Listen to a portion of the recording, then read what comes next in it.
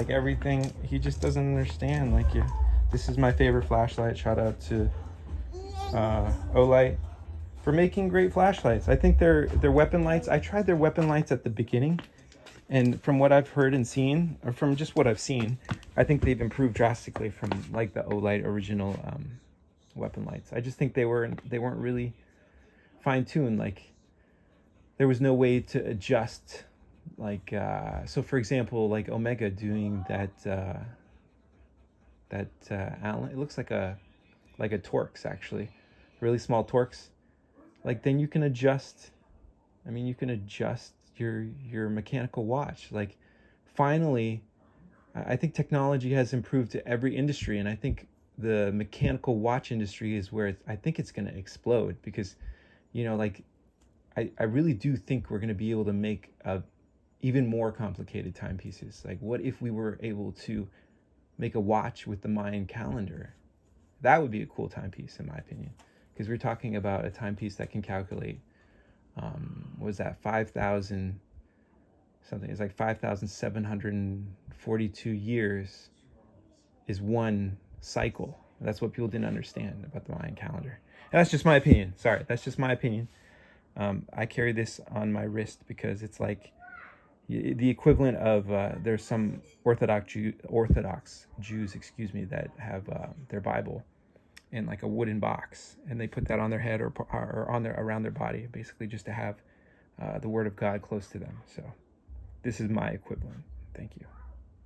No, I didn't mean that. Look, I'm just tired. I hope yesterday I was like, I wanted to work hard, but I try to spend as much time with my kids as possible. So it's like, I'm just always tired is really what it comes down to. But I love it. No, that's what people have to understand. Like I get really tired, but I really enjoy it too, is really what it comes down to.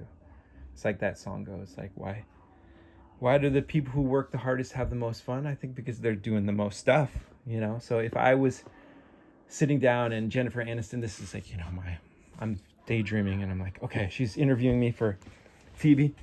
I'm like, you know, because that's the equivalent, right? All the roles are reversed and it's the new Friends. And I'm like, you know, so I got my glasses. Please, no one be offended. That's why I love Asians.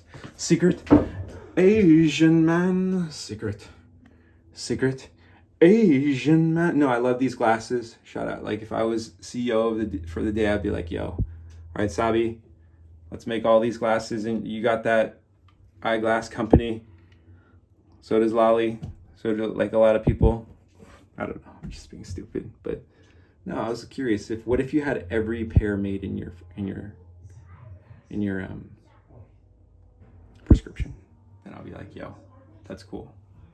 Now, what if there was a world like that where it's like you could just like test something and you'd be like, make me one of everything? That would be cool. Can you imagine if someone was so rich they could just go to the dealership and drive every car?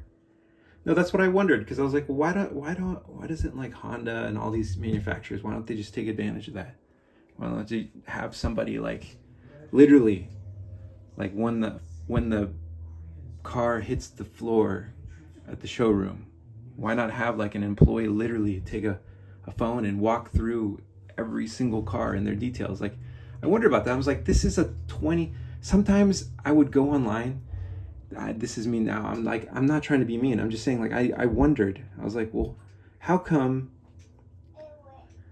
I could be buying a pair of jeans and I have like 40 pictures, like a guy like literally modeling it for me on a video, but like if I'm buying a car, it's just like 7 pictures and like a vague description. I'm like, that picture isn't even of my car.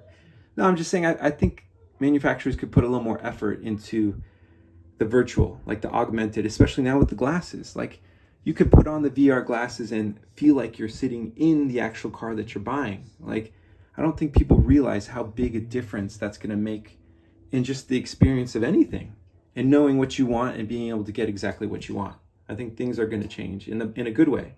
I think it's going to be a very niche market for everyone. I think, you know, especially even like esports, I think with regular sports too. Like what if there were more people who wanted to participate in professional sports, and what if that was okay? You know, I don't think we have to. I think we move towards an idea where we have like this small group is the professionals, but like what if there were just a lot of people that were really good? You know, I think that's okay. So Thank you. I'm just being, look, I just said, I'm like, look, I imitate the person I look up to. Shout out to Miss Emma Chamberlain.